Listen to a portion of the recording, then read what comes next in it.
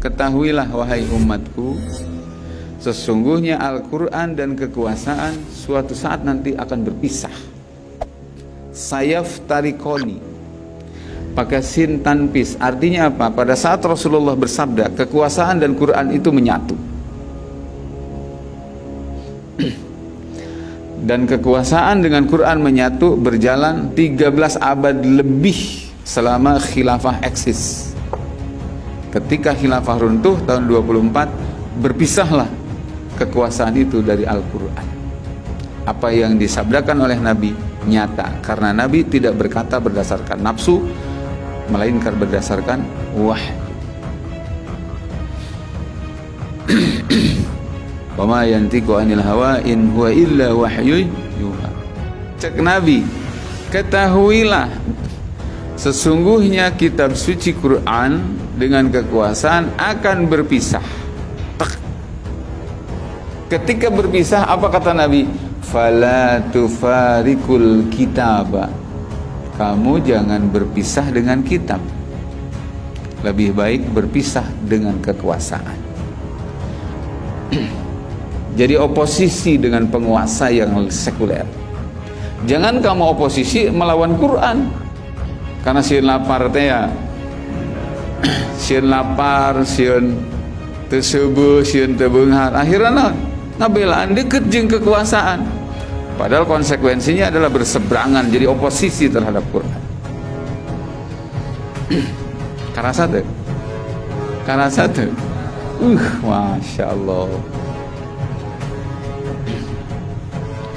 Cek Nabi, ketika kalau kalian mengalami zaman itu, kitab suci Quran berpisah dengan kekuasaan, dengan negara, kau harus ada di Quran. Tapi memang air sikona. Apa resikonya? Lihat kata Nabi, satu persatu oleh Nabi dijelaskan, dan satu persatu nyata apa yang disabdakan Nabi itu. Apa kata Nabi?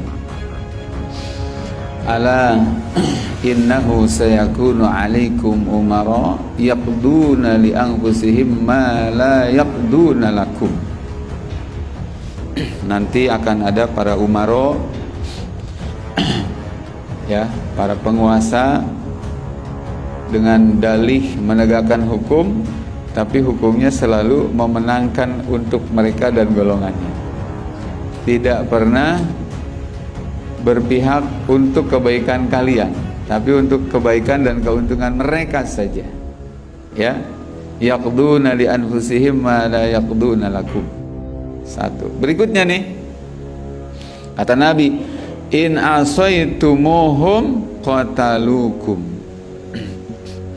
Nanti pada saat kekuasaan berpisah dengan Quran, sehingga mereka semena-mena memperlakukan rakyat, menzalimi rakyat, jahat kepada rakyat, bahkan lebih memanjakan para penjajah dan asing.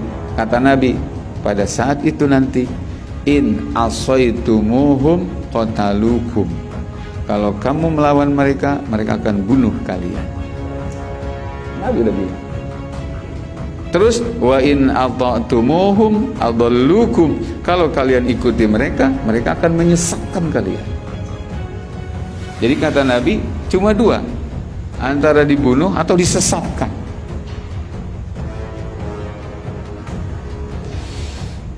Ngelawan dibunuh, mengiyakan jadi sesat. Tuh, pilihan. Bagi orang yang beriman, dia tidak akan berpikir cuma dunia, akhirat. Terus sahabat bertanya, ini penting banget ya. Hadis ini menjawab situasi hari ini kita masih bagaimana? Nyata. Nabi ditaruh oleh sahabat, qalu ya Rasulullah, kaifa nasna'u? Apa yang kami lakukan pada zaman itu? Kami melawan, dibunuh. Kami mengikuti, jadi sesat. Sesatnya itu bahkan sampai ke akidah loh.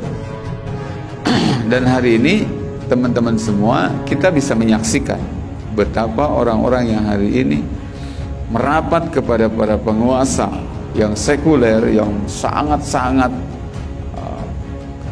aromanya tuh menyengat banget, tersep ke Islam teh. Itu telah menyebabkan banyak orang tersesat. Kita bisa dengarkan kata-kata dia. Contoh, pengen contoh. Ada seorang laki-laki. Itu dia mengatakan, dulu mengatakan khilafah syariat Islam yang tertolak. Baru-baru ini dia mengatakan tidak ada negara yang normal dengan sistem khilafah. Dengan mengatakan tidak ada negara yang normal dengan sistem khilafah, artinya dia menantang Rasulullah ketika Nabi mengatakan alaikum bisunnati wa sunnatil khulafa'ir rasyidin al mahdiyyin min ba'di. Kata Nabi, may ya'is minkum fasayara ikhtilafan katsira. Hai sahabat-sahabatku, siapa yang nanti panjang umur setelah aku meninggal nih, kalian panjang umur, kalian akan menyaksikan perikhtilafan yang banyak di tengah umat ini. Semua mengklaim Islam. Kata Nabi, supaya kalian selamat, tidak tersesat, kuncinya alaikum bisunnati. Kau harus ikuti sunnahku. Wa sunnatil khulafa'ir rasyidin. Camkan kalimatnya. Dan ikuti sunnah para khalifah. Khulafa itu jamak daripada khalifah. Rasul tidak menyebutkan wa sunnati Abi Bakar wa Umar wa Utsman wa Ali. Padahal yang dimaksud itu. Tapi yang disebut jabatannya. Kenapa? Agar umat tahu bahwa mereka itu adalah kepala khalifah, kepala negara. Lain kepala suku, paguyuban. Lain kepala negara. Lain paguyuban kaum Ansor. Bukan. Kaum Muhajirin. Bukan. Kepala negara.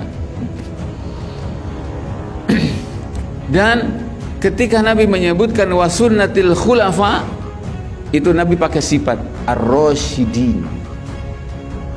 Rasyidin itu artinya apa? Orang-orang yang dalam petunjuk. Tidak satu sifatnya, Nabi kasih sifat lagi al-mahdiyyin, mereka yang dibimbing oleh hidayah Allah.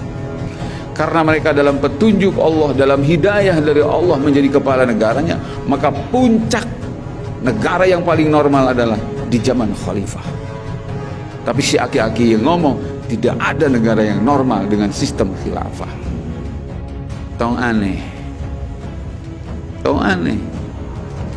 Dan Nabi nyebutkan gitu. Kata Nabi dalam satu hadis, al ulama umanaullahi fil ardi. Para ulama itu adalah orang-orang terpercaya yang Allah turunkan di bumi.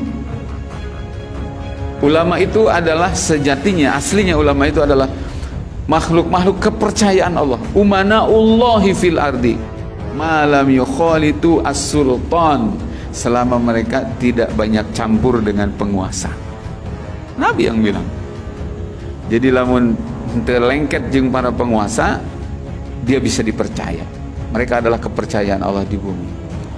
Selanjutnya kata Nabi, fa in khalatu, kalau mereka itu sudah campur baur dengan penguasa, apalagi menjadi bagian dari penguasa itu, Nabi yang bilang, khanu, mereka pasti menjadi pengkhianat Allah. Jangankan kalian umat, Allah dikhianati, Rasul dikhianati. Sehingga Rasul mengatakan khulafaur rasyidin, para khalifah yang terbaik hidup dalam hidayah, dia katakan tidak normal. Artinya Abu Bakar, Umar, Utsman itu normal, terbalik, sarojeng gitu katanya nyebutnya. Brengsek, sarojeng gitu nyebutnya. Ya Allah, ya Rabb ya Karim. Itu yang disebut apa? Kata Nabi, cuma dua menghadapi situasi gending seperti ini. Kau taat, kau melawan, kau diperangi. Kau taat, kau disesatkan. Paham? Sahabat bertanya, ya Rasulullah, apa yang harus kami lakukan?